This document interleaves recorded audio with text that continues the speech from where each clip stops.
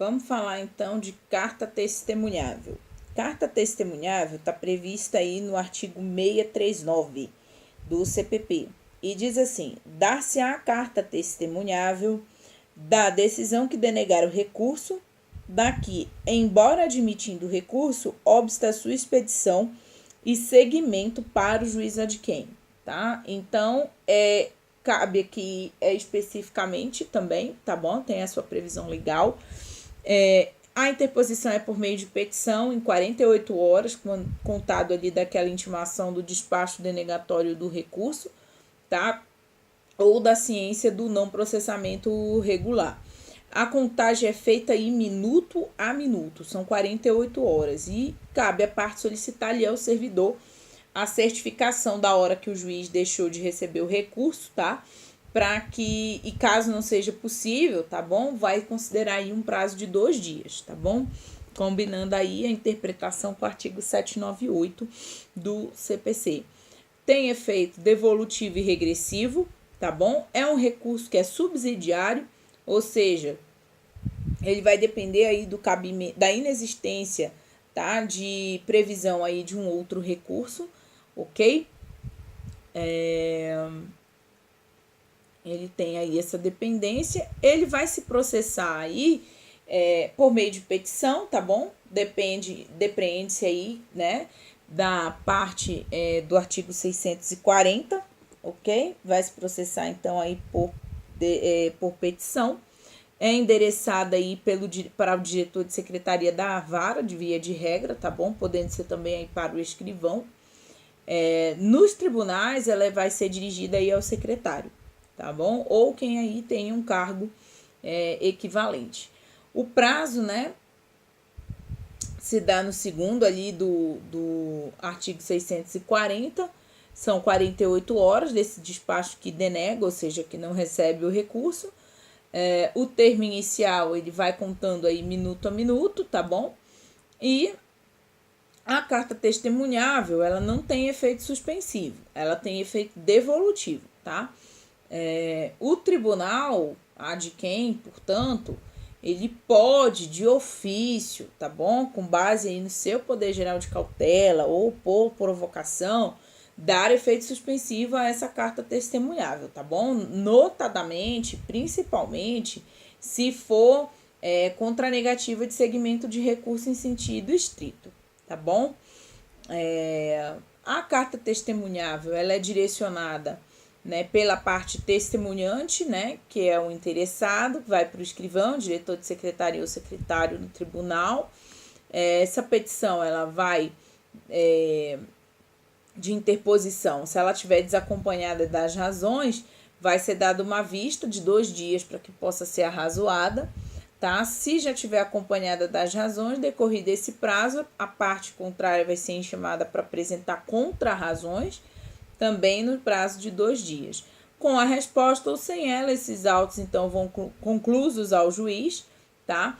E que se ele admitir o juízo de retratação, ou sustentando sua decisão, tá? Pode tanto fazer retratação como sustentar a decisão. Após a publicação dessa decisão, se ela tiver o cunho de sustentação da decisão aí do juízo de primeiro grau, vai ser extraída uma carta com os documentos e os traslados, né? E a parte interessante vai ser certificado, né, pelo escrivão, o diretor ou o secretário. Daí tem um prazo de 5 dias para apresentação dos autos recursados pelo testemunhante à instância adquém. Protocolada essa carta aí no tribunal, serão distribuídos no tribunal esses autos, tá? E que, se não for negada liminarmente, o juiz vai ouvir o MP. Retornando então esses autos, não sendo o caso aí de um julgamento monocrático, tá? Pode o relator incluir ali na pauta de julgamento, tá? E aí essa carta segue aí para julgamento. A carta, então, ela é distribuída aí para um relator que é membro do tribunal, tá bom? Vai ser feito esse exame, então, na Câmara ou turma, tá bom? E vai ser publicada essa decisão, devolvendo aí os autos para a instância de origem no prazo aí do artigo 592. A correição parcial, ela tem um instrumento de natureza administrativa, tá? Mas tem efeitos aí que são jurisdicionais, tá? Decorre, então, ela do direito de petição, é a consequência, tem por consequência desfazer um ato que cause aí um tumulto, tá? No processo ou na aplicação da sanção, e refazer os atos viciados, tá bom? A correição parcial, ela visa aí, então, refazer atos que são viciados. Tem uma natureza recursal, mas tem um objetivo administrativo, tá bom? Não é propriamente um recurso, mas a correição parcial, ela apresenta aí uma controversão na doutrina, tá bom? Há quem diga que a correição parcial, ela é um recurso, tá? Porque ela é interposta exclusivamente contra um ato do juiz que errou no procedimento, tá bom? Mas existe outro posicionamento falando aí que seria uma espécie de providência administrativa judicial, tá bom? Que tá regida aí nos regimentos internos aí dos tribunais inferiores, e que por vezes com o nome de reclamação, tá?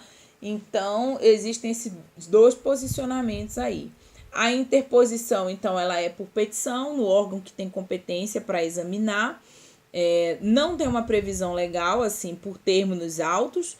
Então, ela pode ser apresentada ao órgão, tá bom? Que tem essa estrutura de receber a reclamação, para que ela possa ser, com registro, né? Ter ali um permissivo legal. O que se entende, né, se é mais razoável para apresentação, é que não esteja ali sanada pela preclusão, né, o que está se questionando. Todavia, né, existe aí um limite para o seu ingresso, que é o que a gente chama de prolação da sentença, tá bom? Legitimação aí seria do Ministério Público, querelante, assistente e o próprio acusado, tá? O cabimento, ele vai caber quando não tiver uma previsão específica de recurso, tá? E que cuidar de ato judicial que foi exarado ali durante a persecução criminal. Não cabe contrato administrativo, tá bom? Porque não tem natureza recursal e aí não haveria incidência do princípio da fungibilidade. O seu processamento deve ser disciplinado aí no regimento interno do tribunal, tá bom? O julgamento deve ser aí com a conformidade da legislação aplicável, tá? Embarguinhos, ou os chamados embargos de declaração. Bom, esses embargos, eles estão previstos no 382, que institui, né, ali que qualquer das partes pode, no prazo de 2 dias, pedir ao juiz que declare a sentença sempre que houver obscuridade, ambiguidade, contradição ou omissão, tá bom? Esses embargos de declaração, eles são opostos ali perante o juiz de primeiro grau, com a finalidade, né, desses embarguinhos, né, com a finalidade de diferenciar, né, por isso que chamam eles de embarguinhos, esse do 382, porque busca diferenciar ele dos recursos dos embargos que são manejáveis nos tribunais, tá bom? É uma petição que vai dirigida aí para o órgão que proferiu essa decisão, né, ambígua, contraditória, omissa, obscura. O prazo são 2 dias contados da ciência do julgamento, tá? Não se destina à modificação do julgado, tá? Se destina somente a ter um efeito aí de iterar, reiterar, tá bom? Os embargos declaratórios, eles têm um efeito devolutivo, tá bom? Devolvem ao prolator daquela decisão a matéria, tá bom? O efeito suspensivo do embargo, ele vai ter quando se trata aí de uma sentença condenatória, tá bom? Porque aí só por conta do trânsito em julgado é que vai ser executada, tá bom? Por força aí do princípio da presunção de inocência. O cabimento vai ser contra aquele conteúdo, tá bom? Não sendo necessário aí para corrigir erro material, tá bom? Se ela for sanada, aí a qualquer tempo pelo próprio juiz ou por simples petição, tá bom? Vai ser feita aí no órgão que proferiu a decisão, tá bom? Não tem efeito regressivo ou suspensivo essa decisão embargada, tá bom? O prazo dos demais recursos aí ele fica interrompido, tá bom? Lembrando que juizado especial criminal, tá? Se houver a interposição do recurso, tá? Do recurso ela ser diversa, há uma suspensão de prazo aí para o manejo dos outros recursos, tá bom?